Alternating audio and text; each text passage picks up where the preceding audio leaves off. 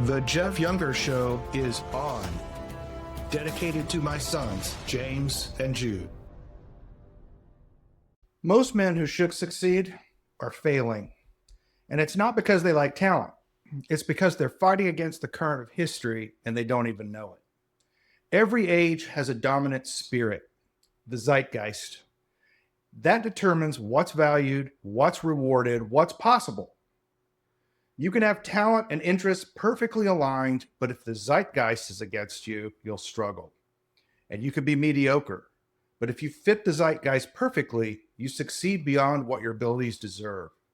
The question isn't whether this is fair. The question is, how do you recognize it and how do you thrive when your nature doesn't align with the age? This is a realist show, and we deal with the world as it is, not as it should be. In 5 years, AI is going to curate almost everything that you see. News, entertainment, information, ideas. It's already happening. Just look around. You just don't notice sometimes because it just feels like it's your choice, but your feed isn't neutral. It's a product of what the system thinks will keep you engaged, not what will make you competent, dangerous, or free. You have exactly one way to push back: explicit instructions. You got to write them down. The way you write it down in the algorithm is you hit the subscribe and you hit the bell. You're telling the machine, I want this, instead of letting it guess. Now, most men will never do this. They'll drift through whatever the algorithm serves. They'll mistake the feed for reality. But you don't have to be most men. Take control of the input or let the machine take control of you. It's only 2 clicks. First of all, what is the Zeitgeist? It literally means the spirit of the times. The Zeitgeist is the invisible hand that determines what a society values, what it rewards. It's not conscious ideology. Many ideologies can flourish during a particular age. Zeitgeist is something deeper. It's the unexamined premises that shape everything from government policy to even dinner table conversations. You can think of the Zeitgeist as presuppositions that people bring to every discussion and to every mode of thinking. The key insight, though, for us is that the Zeitgeist does change. And as modernity has progressed, technologically and socially, giving people more access to each other, international travel, the internet, the Zeitgeist is changing much more rapidly than it did in the past. And what one age considers an obvious truth, the next one considers superstition or even stupid. The Renaissance valued universal learning and patronage relationships. A specialist would have really struggled. The Industrial Age valued efficiency and institutional loyalty. A Renaissance generalist would have been absolutely unemployable in the Industrial Age. Think about it for a second. This is when we needed people who were specialized engineering skills, specialized trade skills. A Renaissance man just did not fit those times. The Information Age valued disruption and personal branding and things like that. A typical organization man would have been totally obsolete. The current age values emotional display, institutional credentialism, and performance of approved values. I'm going to call this the postmodern age.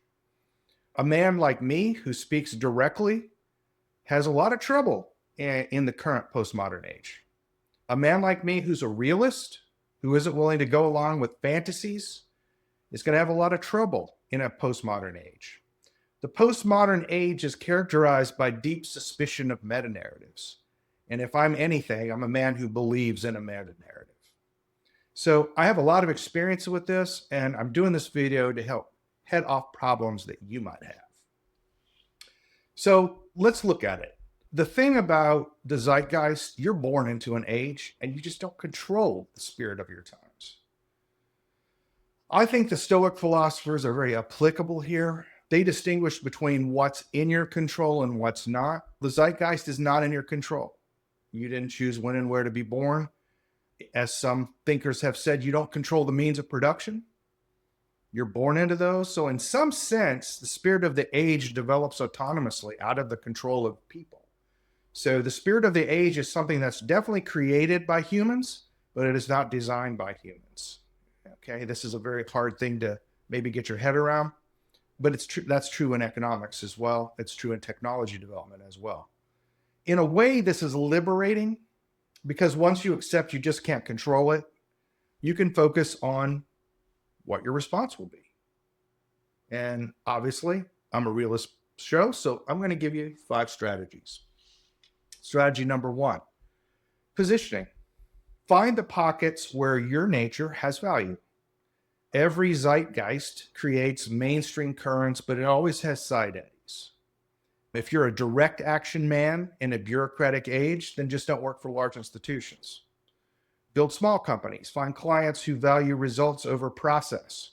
You can't change the age, but you can position yourself where in a small area, they need your temperament. Okay. That's pretty much what I did. I went into areas where if things didn't work, people would die. I did oil field optimization systems, optimizing networks, natural gas pipeline networks, and things of this nature. Other things I can't talk about. But if my stuff didn't work, people would die. And so plain talking men are valued in those kinds of situations. Okay. I had to migrate to that. I had to leave the political world of a lot of commercial institutions, a lot of software companies where it just didn't work out for me because I'm just too plain talking. Strategy number 2 is use timing. Position yourself for the next age, not this one. I did this because I saw that there was going to be a big change. I started working in AI in the early 1990s, and I knew what was coming. And so I positioned myself for success. Consider a man who had learned programming in, say, 1975. Okay, he was developing skills nobody had any value for. It was a hobby. It was even an eccentric area mathematically, even in academia.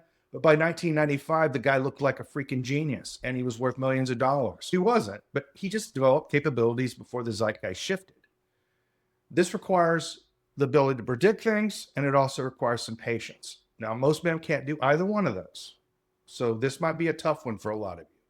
But those who can see ahead and are patient can reap extraordinary returns because you're going to be able to capitalize on opportunities that other people will be 5-10 years behind you. Strategy 3 is what I call internal exile. This means just accept you're not going to succeed in public terms. But why don't you just build a private life that aligns with your own nature? You can succeed in private terms. Marcus Aurelius did exactly that. He lived in a totally decadent age that absolutely did not value virtue. And he knew he couldn't change it. So he practiced virtue privately. He kept his journals. He focused on what was in his control, his own character, and the molding of his own children.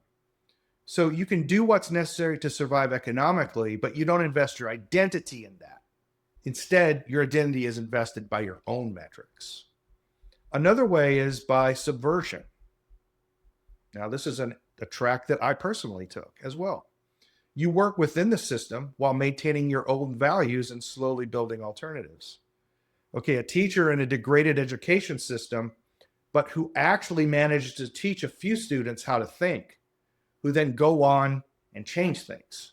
He follows official procedures, but he's doing the real work underneath. He can't reform the system, but he creates value beneath it. I've taken over entire departments and divisions even. I'm talking about business units in large corporations doing just this, right? And then I build them up, make them profitable, get my money, and then I leave because I don't want to be associated with the politics at that level. Once I've fixed a problem, I just want to move on. And then I relocate to some other place where I could do the same thing. So there's a way of operating in a system, but subverting it, right? Another way is emigration. Bro, just leave. Relocate to places where the zeitgeist is actually different. The zeitgeist doesn't affect all geographies with equal intensity. So sometimes it could just also mean immigrating to a different industry or maybe a different community or a different academic discipline, right? The zeitgeist varies by demographics, location, and interests. How do you choose, man? How do you choose? There's a pattern in all of the videos I've done. They all start with honest assessment. You got to assess yourself. Do you have a minor misalignment? Okay, then just use positioning. Do you have a major misalignment with the spirit of your age? You might want to consider emigration or internal exile. If the age is ending, like I predicted, then use a timing strategy, okay? Match the strategy to your situation and resources. How do you maintain yourself, though, when the zeitgeist is actively hostile to you? I'm in that situation right now, right? I have, in many ways, been very active in political causes, and the entire system of Texas government, the California government, a massive coalition of billionaires turned against me, okay? When your age is telling you that what you value is worthless, I think you should ask a question. Is it actually true, or is this just what my age believes? I ask myself that. Are they right? Maybe they're right. Because the truth is, most of what feels like obvious truth is just the spirit of the age talking through you. You're just talking through presuppositions. So what I did is I went and studied other ages. I read Homer. When you're drowning in bureaucratic mediocrity, that's a great book to read. Read the Stoics when you're surrounded by emotionally incontinent people, which is basically every corporation now. This is one way to see your age clearly. I'll tell you what happened with me. I read some lines of Homer. And the very beginning of the Iliad, when you have Achilles trying to decide if he's going to kill Agamemnon for stealing the slave girl, he has a discussion with himself, and a god appears to him and so forth. There's a long extended passage where he goes through this process of deciding whether to kill and decides not to. If you look at translations of that passage through different ages, that people are imposing onto Achilles their presuppositions about the human personhood. And one of the things I realized from reading that is I came to believe now that I don't think the ancient Greeks believed that even people were integrated personalities. They thought almost like multiple people were speaking from you, and that really you could have a conversation amongst these people. And that's basically what with Achilles. But in later ages, they apply categories from their own zeitgeist. They start saying his intellect was in conflict with his passions, things like that, right? That's not in the original, that's not in the text. That's being added from the age. It's the only way they can interpret what they were reading. The imagery in the Iliad is that Achilles is piloting a storm in his own heart. I realized that there were different ways of thinking about the human person, and ultimately concluded that the billionaires that were aligned against me were all wrong. And I was right. And so that's how I decided on a subversion strategy. So there's an example. And has it been done at great cost? Yeah, it's been done at great cost, but I've been largely successful. I've had a lot of personal losses with my children, but I've also won some. I've landed some punches. That's just the reality when you're going against the age. I'm a man who should have been born 1,000 years ago in a postmodern age. And so I'm very realistic about what I can accomplish and how I need to accomplish it. The algorithm is like gambling. It feeds you random rewards, dopamine hits, just wants to keep you throwing money and time on the table. It doesn't care if you learn anything. It doesn't care if you become anything. It only cares about your watch time. But there's a hack. When you subscribe to a channel, you're not gambling anymore. You're choosing what shows up. You're taking the randomness out. You're beating the house. That's a small act of sovereignty in a system designed to keep you passive. Now look, I'm not saying my channel's the answer to all this, but I am saying your feed is your blackjack table, and right now, the machine has the odds. Start counting the cards. Take the odds back. Subscribe, hit the bell, control the cards. Or keep drawing the joker, sucker. What's the bottom line for you? Recognize whether you're in accord with the spirit of the times or not. Your age has a spirit that rewards certain things and punishes others. And I'm intentionally not giving you a framework to know what the current spirit of the age is. I have an opinion about that, a strong opinion about it, and I think a well-supported opinion about it. But I want you to think about that, right? And secondly is don't confuse the spirit of the age with reality itself. Think of it as presuppositions that your age brings to the facts of reality. Remember that theories about the world are all observations about the world, I should say, are always theory laden. You observe the world through presuppositions, right? So you should think of them as presuppositions, not as reality. Assess your own alignment. Be very honest about that. How well do you fit? Are you just a slight mismatch, great mismatch, or do you fit perfectly and this is your time? Choose your strategy, positioning, timing, internal exile, subversion, or immigration. Even if you can't predict the next stage, it's good to try and to try to build for the next stage. First of all, it's a good discipline on your part. Secondly, you'll acquire amazing skills from it, but it won't hurt you in any way. And third, you might be right. And you might wind up being the first to be able to achieve in the new age to come, right? Preserve things that will keep your security, but plant trees that maybe you'll be able to sit under when they grow and maybe you won't. I'm old enough that I'm planting trees and I'm pretty sure I will not be sitting under those trees, but my sons will. Your age can deny you success, comfort, recognition, and reward. Believe me, it's done all those to me. But it can't take your character. It can't take your judgment. It can't take your knowledge of what actually matters. The only way it can do that is if you surrender those things. I've refused to do that.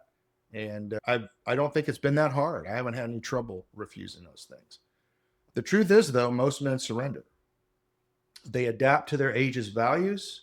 And because it's not natural for them, they're not very good at it. And they become human tools that are just used by other people. It never turns out well. And they do that because resistance is hard. You realize that there's maybe one in 10,000 people that think like you. How do you find people like you? How do you talk to people like you? You have to be comfortable walking the world alone and being willing to do that. Yes, you're a man in a community and in a polity, but in some sense, when you're at odds with the spirit of the age, you're going to have to be willing to walk alone in certain ways. Don't be the man who surrenders. That's my main message to you. Don't surrender. Accommodate yourself to it. Imitate if you have to be successful. But you know in your heart what's good, what's virtuous, and what's righteous.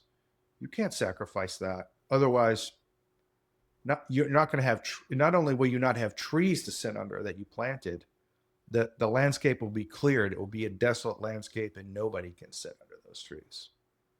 Think about the zeitgeist today. Get off YouTube and think seriously about it. Think about how you align with it and how you can use whatever you have, misalignment or alignment, and use it to your advantage. Do the work. The Jeff Younger Show, signing off.